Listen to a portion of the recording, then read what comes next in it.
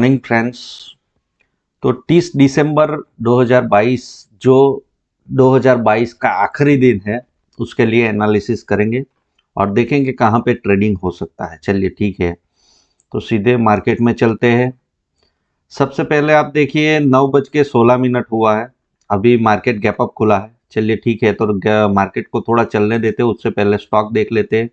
चलिए, आज के लिए मोमेंटम में स्टॉक, जो मोमेंटम स्टॉक है, मतलब ये चले तो बहुत अच्छा रिटर्न आपको दे सकते हैं, ये कैपेबिलिटी रखते हैं। ठीक है, अभी आप को मैं पहले सबसे पहले डेली चार्ट के ऊपर ले जाऊंगा और वहां पे दिखाने का कोशिश करूंगा। चलिए ठीक है, ये मोमेंटम चल रहा था, ये मोमेंटम ब्रेक हुआ है और आज अभी गैप अप खुला है। इसके पास में देखो, ये गैप अप खुला है तो पॉजिटिव तो है, लेकिन पॉजिटिविटी में पार्टिसिपेट कब करना है? कल के दिन का क्लोजिंग प्राइस के पास में सपोर्ट लेता है।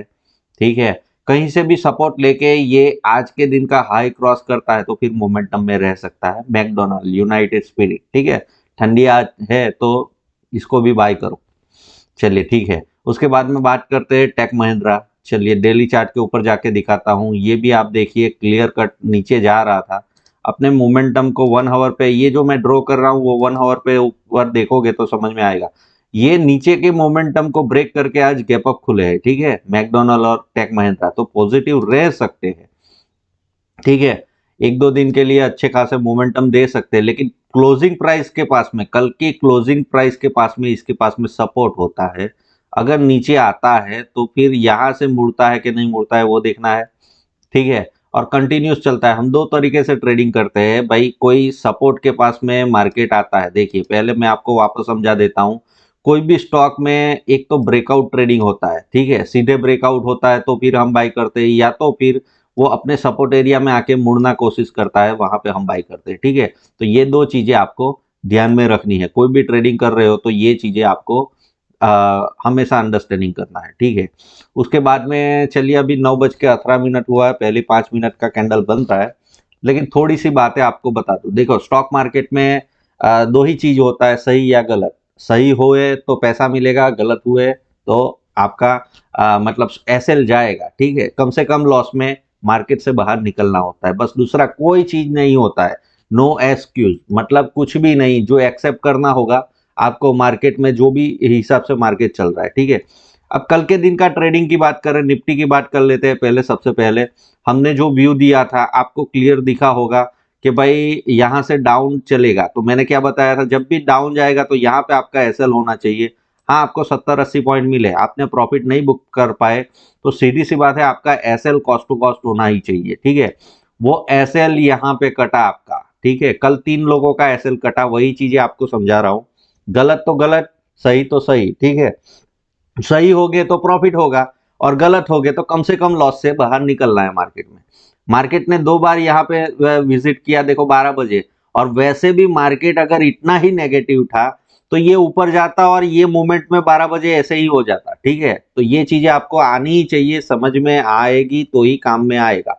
ठीक है, तो कहीं से भी मार्केट की मोमेंटम देखो, नेगेटिव खुला था, मार्केट नेगेटिव था, पहले 1 घंटे में सेलिंग भी आया, तो वो सेलिंग को कंटिन्यू करना ही चाहिए। 11 बजे और नया लो बनाएगा, 12 बजे नया लो बनाएगा, तो ही तो मार्केट नीचे जा पाएगा ना। ट्रैवलिंग नीचे कर नहीं रहा है, साइडवेज हो गया है, तो कहीं ना कहीं आप गलत ही होंगे और आपका एसएल कटेगा। तो एसएल यहाँ पे रखा था तो ये आपका शायद 1:30 बजे के आसपास में कट गया। ठीक है, 2 बार वहां पे, 3 बार विजिट किया, कोई भी एक चीज को आप 3 बार ठोकोगे तो वहां से फिर बाद में मोमेंटम आया। मोमेंटम क्यों आया? 3 लोगों के एसएल कटे कल।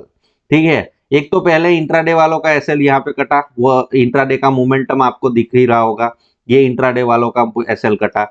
चलिए, अब आपको ले जाता हूं 1 आवर के ऊपर।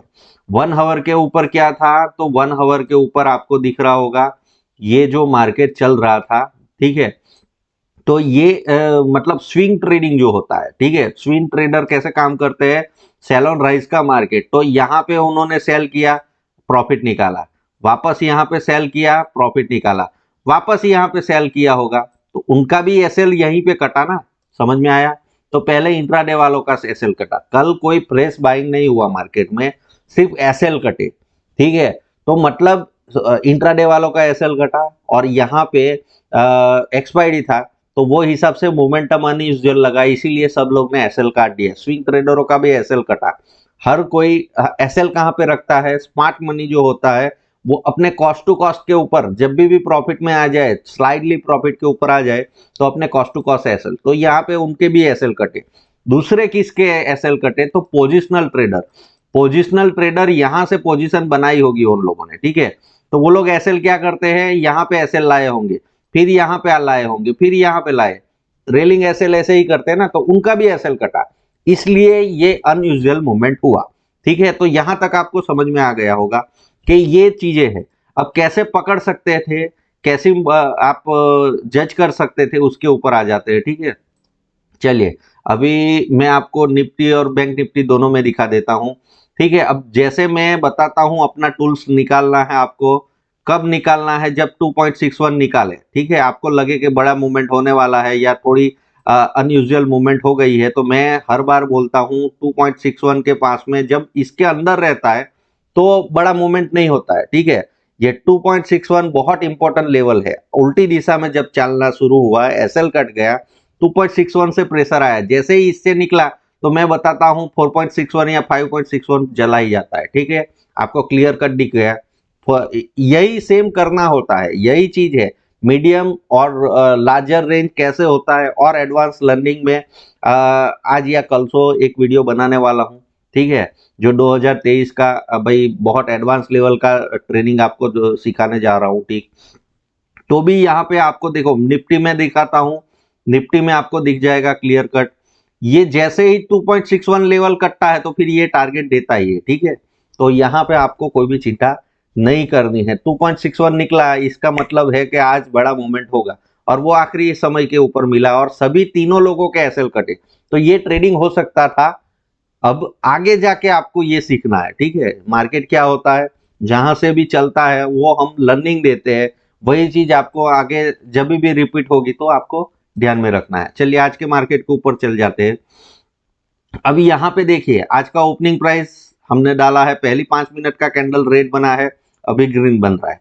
जब तक ओपनिंग प्राइस हो गया, आज मतलब आज के दिन का हाई प्राइस हो गया, बैंक निफ्टी में कल का भी हाई है, वो निकालता नहीं है, तब तक पॉजिटिव होना नहीं है, ठीक है।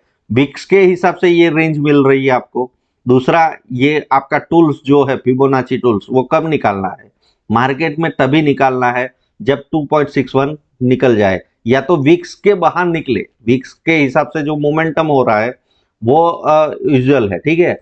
ओपनिंग प्राइस आपको आना चाहिए। चलिए यहाँ पे हम देख लेते हैं डेली चार्ट के ऊपर जाके। तो अभी देखो रेड जैसा कैंडल दिख रहा है, बैंक निफ्टी में भी रेड। अब पूरे दिन रेड नहीं रह सकता है, ठीक है। अब रेड रहना है तो उसको रेड की ओर मार्केट को जाना पड़ेगा, ठीक है। तो सीधी सी बात है, ये चीजें आपको ध्यान में रखनी है कि जब तक ओपनिंग प्राइस हो गया, या कल के दिन का हाई देखो ओपनिंग के नजदीक है, तो उसके ऊपर नहीं निकलता है, तब तक पॉजिटिव नहीं होना है, ठीक है।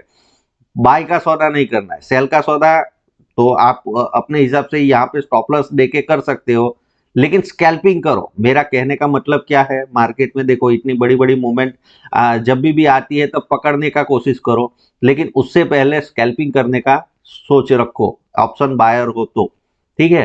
तो ये चीजें आपको ध्यान में रखनी है। Happy trading.